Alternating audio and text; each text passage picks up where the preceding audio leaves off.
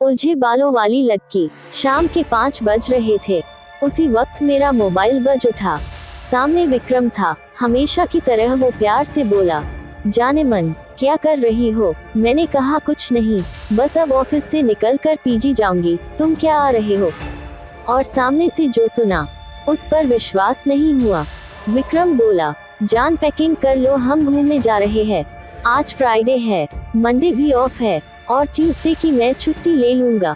तुम बस पैकिंग करो और रास्ते के लिए कुछ खाना पैक करवा लेना, मैं जल्दी पहुंचता हूँ। विक्रम भी ना सरप्राइज कर देता है कभी कभी। पिछले 1 महीने से इसी बात पर हमारी बहस चल रही थी। मैं उसे कह रही थी, लॉन्ग वीकेंड आ रहा है, प्लान बनाओ, पर उसने अपने घर जाने की रट लगा रखी थी। हम दोनों ही गुड़गांव में जॉब करते थे, अलग अलग पीजी में रहते थे, हफ्ते में 3-4 बार मिल लेते थे, पर वीकेंड पर विक्रम का घर जाना जरूरी ही था। उसके पेरेंट्स उसका रास्ता देखते थे। मेरा अपना कहने को कोई नहीं था। इस दुनिया में चाचा ने बचपन में पाल दिया, पढ़ा लिखा भी दिया। अब जब वो नहीं रहे तो मैं उनकी फैमिली में एक अवांछनीय सदस्य हो गई, इसलिए पिछले 2 साल से पीजी में रहने आ गई थी। यही विक्रम से मुलाकात हुई और कब मुलाकातें प्यार में बदल गई पता ही नहीं चला। हम दोनों उम्र के 30 बसंत देख चुके थे। अब हमारे प्यार में लड़कपन नहीं था, एक गंभीरता थी, पर हम दोनों एक साथ लिव इन में रहने की हिम्मत ना जुटा पाए। खैर, ये तो हुआ परिचय। अब अपनी कहानी पर आती हूँ। उस दिन जैसे मेरे पैरों को पंख लग गए थे। मैं बहुत खुश थी विक्रम के साथ इतने दिन बिताने की कल्पना से ही मैं सिहर उठी थी। मैं जल्दी से सब जरूरी चीजें पैक की, अपने वर्किंग शूज कसे और रेडी थी। तभी फोन पर मिस्ड कॉल यानी विक्रम आ गया। मैंने जल्दी ही सामान गाड़ी में रखा और बैठते ही विक्रम को चूम लिया। वो भी बहुत खुश हो गया। उसने कहा, रुबिन भी रेडी, हम एंजॉय करेंगे। हम पूरी रात ड्राइव करते रहे और जब सुबह की पहली किरण उदित हुई तो हम उत्तराखंड के एक छोटे से हिल स्टेशन पर पहुंच चुके थे। वहां हमने थोड़ा घूम घाम कर देखा। हमें रहने के लिए नदी किनारे एक शांत सी कॉटेज मिल गई। रूम बहुत बढ़िया था, बड़ी बड़ी खिड़कियां और सामने खूबसूरत नदी। विक्रम जानता था मुझे क्या पसंद है। हमने जल्दी से फ्रेश होकर पहले अपनी नींद पूरी करने का प्लान बनाया, पर बिस्तर पर आते ही वो रोमांटिक मूड में आ गया और फिर जो नींद आई। मेरी आंख 3 बजे के लगभग खुली। विक्रम अभी भी सो रहा था। मैंने उठकर कपड़े पहने और खाने के लिए कुछ ढूंढने लगी। तभी मुझे लगा जैसे कोई गुनगुना रहा हो। मैंने दरवाजा खोला तो लॉबी के आखिरी हिस्से में बड़ी सी खिड़की पर एक लड़की अपना सर टिकाए खोई हुई सी गुनगुना रही थी। उसकी पीठ मेरी ओर थी और उसके बाल घुंघराले बिखरे हुई स्याह काले। मुझे लगा यहाँ कोई और भी है। चलो अच्छा है, साथ में कोई अपनी उम्र का है, ट्रैकिंग में मजा आएगा। तभी विक्रम ने मुझे आवाज दी, जान कहाँ गई? और तभी उस लड़की ने मुड़कर मुझे देखा। वो बहुत ज्यादा गोरी थी। मुझे देख वो मुस्कुरा दी। मैंने भी मुस्कुरा कर उसका प्रत्युत्तर दिया। हम तैयार होकर लगभग 4 बजे के करीब कस्बे की ओर निकले। मैं और विक्रम दोनों भूख से परेशान थे। आगे कुछ दूरी पर एक छोटा सा ढाबा दिखा। वहाँ हमने चाय और आलू के पराठे खाए। ढाबे का मालिक एक बूढ़ा सा आदमी था। वो कहने लगा, आप लोग कहाँ रुके हो?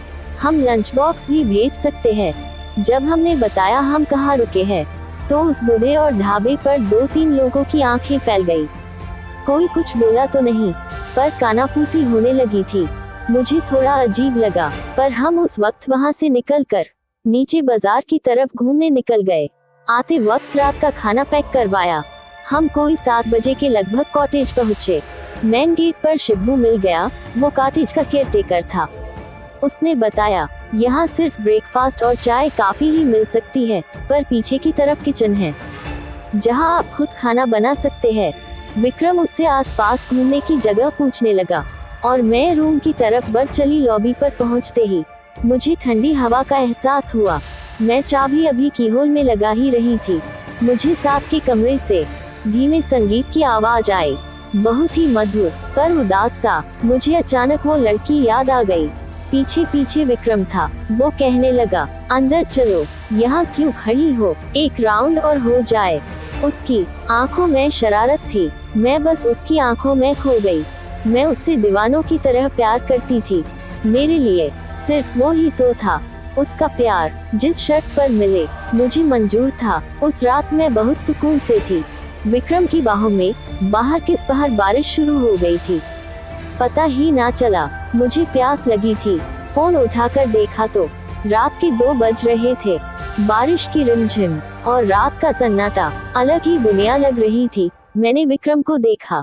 वो किसी छोटे बच्चे की तरह सो रहा था। मैंने उठकर खिड़की खोली और बारिश की बूंदों को अपने चेहरे पर महसूस करने लगी। तभी साथ वाले रूम से किसी के रोने की आवाजें आने लगी। कोई आदमी जोर जोर से बोल रहा था और कोई लड़की रो रही थी। उनकी आवाजें स्पष्ट नहीं थी, जैसे दबी दबी सी थी। खिड़की बंद करने की आवाज से विक्रम भी उठ बैठा। कहने लगा, रूबिन तुम रात को खिड़की क्यों खोल रही हो? ये कॉटेज नदी के पास है, जंगली जानवर भी आ सकते हैं। मैंने तब दिन में मिलने वाली वो बिखरे बालों वाली लड़की का जिक्र किया। मेरा ख्याल था वो कोई विदेशी है। विक्रम बोला, उन्हें छोड़ो, कल तुम्हें एक वाटरफॉल पर ले जाऊंगा। अभी इधर आओ और मुझसे लिपट जाओ। सुबह बड़ा फ्रेश मूड था। हम जल्दी से नाश्ता करके वाटरफॉल की तरफ निकल पड़े। जाते जाते शिब्बू ने कहा, आप वाटरफॉल नीचे से ही देखिएगा, ऊपर चोटी पर मत जाएगा। उस चोटी से फिसलकर बहुत लोग जान गंवा चुके हैं। लगभग 3 किलोमीटर की ट्रैकिंग करके हम उस वाटरफॉल तक पहुँचे। वहाँ काफी चहल पहल थी। पर्यटकों के साथ साथ लोकल लोग भी थे। संडे जो था वाकई बहुत खूबसूरत जगह थी। हम भी वहाँ फोटो लेने लगे। वहाँ पर एक छोटा सा लड़का लगभग जला हुआ पतीला, मैगी और कुछ कोल्ड ड्रिंक की बोतलें लिए बैठा था। विक्रम ने उसे कहा, मैगी के साथ साथ चाय पिला सकते हो? उसने हाँ में सर हिलाया। विक्रम उससे बातें करने में व्यस्त हो गया। मैं कैमरा ले थोड़ा और ऊपर को चढ़ने लगी। एक पतली सी उबड़ खाबड़ पगडंडी सी थी जो वाटरफॉल के साथ साथ चल रही थी। मुझे लगा जहाँ विक्रम बैठा है उसके शॉट ऊपर से जाकर लिया जाए, वाटरफॉल की बढ़िया पिक्चर आएगी। अभी थोड़ा आगे ही बढ़ी थी कि अचानक वो उलझे बालों वाली लड़की मुझे अपने आगे दिखाई दी। वो बहुत तेजी से आगे बढ़ रही थी। मैं लगभग भागते हुए उसके पास पहुंची। मैंने हाथ आगे बढ़ाया ही था कि वो पलटी। मैं सकपका गई। मैंने कहा, हेलो। वो मुस्कुरा दी। मैंने बात आगे बढ़ाते हुए कहा, आर यू अलोन हियर? उसने ना में सिर हिलाया। उसका चेहरा गोल और बहुत गोरा था, पर आंखें एकदम काली, उसके बालों की तरह। वो बेहद खूबसूरत थी। मैंने उससे पूछा, वेयर आर यू फ्रॉम? इस बार वो धीमी आवाज में बोली, मैं भी भारतीय ही हूँ। मैंने कहा, ओह मुझे लगा आप विदेशी हो। वो हल्के से हंस दी। तभी मुझे ढूंढता हुआ विक्रम आ गया। मैंने परिचय करवाया, मैं रूबिन और मेरे हस्बैंड विक्रम। मैं झूठ बोल गई। उसने अपना नाम सारा बताया। विक्रम ने चाय पीने का ऑफर दिया, पर उसने मना कर दिया। वो चोटी की ओर बढ़ चली। जाते जाते विक्रम ने उसे भी केयरफुल कहा। वो पलटी और मुस्कुराते हुए हाथ हिला दिया। हम लगभग 2 घंटे वहीं बैठे रहे, पर सारा वापस नीचे की ओर नहीं आई। मैंने कहा, चलो बाजार घूम आते हैं, पर विक्रम का मूड कुछ और था। हम वापस कॉटेज पहुँचे। वापसी के सारे रास्ते विक्रम शरारत करते हुए आया था। कभी गले लगा लेता, कभी चूम लेता, कभी गोदी में उठा लेता। मुझे लग रहा था काश यह वक्त यही रुक जाए, हम हमेशा यही रह जाए। जब मेरी नींद खुली, विक्रम बिस्तर पर नहीं था। मैं कपड़े पहनते हुए उसे आवाज देने लगी, पर कोई जवाब नहीं आया। विक्रम कहीं भी नहीं था। तभी बाहर लॉबी में कुछ आवाज आई। मैंने दरवाजा खोला तो विक्रम बाहर उस खिड़की के पास खड़ा था जहां मैंने सारा को पहली बार देखा था। उसी तरह सर टिकाए हुए बाहर देखते हुए, जनाब कहाँ खो गए? विक्रम पलटा और बोला, मुझे कोई उदास सी धुन सुनाई दी। उसका पीछा करते करते यहाँ आ गया। साथ वाले दरवाजा हल्का सा खुला हुआ था। मुझे जिज्ञासा हुई, सारा वापस आई कि नहीं। मैंने देखा तो रूम बिल्कुल खाली था। पलंग पर एक भी सिलवट नहीं, पर्दे लगे हुए। मुझे लगा सारा शायद चली गई। हमने डिसाइड किया आज डिनर खुद ही बनाएंगे। विक्रम ने शिब्बू से चिकन और वोडका ले आने को कहा। हमने कॉटेज के आंगन में आग जलाई। साइड में ही चूल्हा मंगा लिया। वोडका देख, शिब्बू भी हमारे साथ बैठ गया। मैं चिकन पकाने लगी। रात बढ़ती जा रही थी। शिब्बू 2 पैग लगाने के बाद सिटी हो गया था। कहने लगा, बाबूजी हमें भी दिल्ली ले चलो। अपने पास रख लेना, सेवा कर देंगे। विक्रम उसे समझने लगा। अरे तुम तो जन्नत में रहते हो, यहाँ काम ही कम है, आराम से रहो। आज तो कॉटेज में हम अकेले ही गेस्ट है। शिब्बू ने कहा, साहब पिछले कुछ महीनों से आप ही अकेले गेस्ट हो। मैं और विक्रम एक दूसरे की शक्ल देखने लगे। हमने कहा, अच्छा, एक कपल और भी था हमारे साथ वाले रूम में। आदमी को तो देखा नहीं, पर लड़की से मैं कॉटेज और फिर वाटरफॉल पर भी मिली। क्यों झूठ बोलते हो? शिब्बू का चेहरा सफेद पड़ गया। वो कुछ नहीं बोला। विक्रम ने कहा, क्या हुआ? शिब्बू अपना गला साफ करते हुए बोला, साहब मैं अपनी माँ की कसम खाता हूँ, आप यहाँ अकेले ही गेस्ट हो। आप आ गए, नहीं तो मैं खुद अपने गांव जाना वाला था। मैंने कहा, फिर वो लड़की कौन थी? कहाँ से आई? शिब्बू ने बताया, इस कॉटेज के बारे में बहुत कहानियां फैली हुई है। ये बहुत पहले अंग्रेजों के जमाने में किसी साहब बहादुर का घर था और यहाँ कुछ मौतें हुई थी। तब से आसपास के लोग यहाँ आवाजें सुनने लगे, कभी कोई उदास सी धुन, कभी लड़की के गाने की, कभी रोने की। मेरा ये सुनकर खून जम गया था, पर शिब्बू हमें सांत्वना देते हुए बोला, साहब मैंने तो आज तक ऐसा कुछ देखा ना सुना। मैं तो रोज यही रहता हूँ, कभी कुछ नहीं देखा। दिन जैसे तैसे निपटा के हम दोनों रूम में आ गए। विक्रम मुझे ढाढ़स बंधाते हुए बोला, चर्सी है। कहा, इसकी बातों में आ रही हो, पर अंदर से वो भी डरा हुआ लग रहा था। बोट का उतर चुकी थी और नींद भाग गई थी। मैं और विक्रम इधर उधर की बातें करते हुए टाइम बिता रहे थे। रात के 10 बज गए थे। बारिश शुरू हो गई। उसने माहौल को और बोझिल बना दिया था। बातें करते करते हम कब सो गए पता ही नहीं लगा। रात के किसी वक्त मुझे लगा जैसे मेरे ऊपर कोई झुका हुआ है। मैंने आंखें खोली तो सारा थी। सारा कंधों से पकड़कर मुझे उठा रही थी, मेरा नाम बार बार पुकार रही थी। उसकी आवाज किसी कुएं से आती हुई लग रही थी। मैं हड़बड़ा कर उठी। सारा मेरा हाथ पकड़कर मुझे खींचती हुई अपने साथ ले जाने लगी। डर के मारे मेरे गले से आवाज तक नहीं निकल रही थी। मैंने पीछे मुड़कर देखा, विक्रम बिस्तर पर ही था। सारा मुझे साथ वाले कमरे में ले गई। उस कमरे की शक्ल ही बदली हुई थी। हॉल के कोने में बड़ी सी चेयर पर एक अंग्रेज रोबीला सा आदमी बैठा हुआ वायलिन बजा रहा था। उदास धुन, उसकी आंखें बंद थी। सारा उसके पैरों के पास जाकर बैठ गई। वो रोने लगी। सारा ने उसका हाथ अपने हाथ में लिया और कहने लगी, please Albert don't go, don't leave me. पर उस आदमी पर कोई फर्क नहीं पड़ रहा था। सारा का चेहरा लाल हो गया था। अचानक वो आदमी खड़ा हुआ और मेरी ओर बढ़ने लगा। मैं जड़ थी, जैसे मेरे आंखों के सामने कोई पिक्चर चल रही थी। तभी सारा के हाथ में ना जाने कहां से बंदूक आ गई थी। सारा फिर बोली, एल्बर्ट स्टॉप। पर वो आदमी आगे बढ़ता ही जा रहा था और फिर एक धमाका और ढेर सा धुआं, और तब पहली बार मेरे गले से चीख निकली। विक्रम और शिब्बू भागते हुए मेरे पास आए।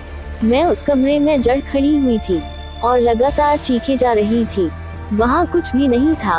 विक्रम मुझे उठाकर अपने कमरे में लाया, मुझे पानी पिलाया। मैं पसीने में भीगी हुई थी।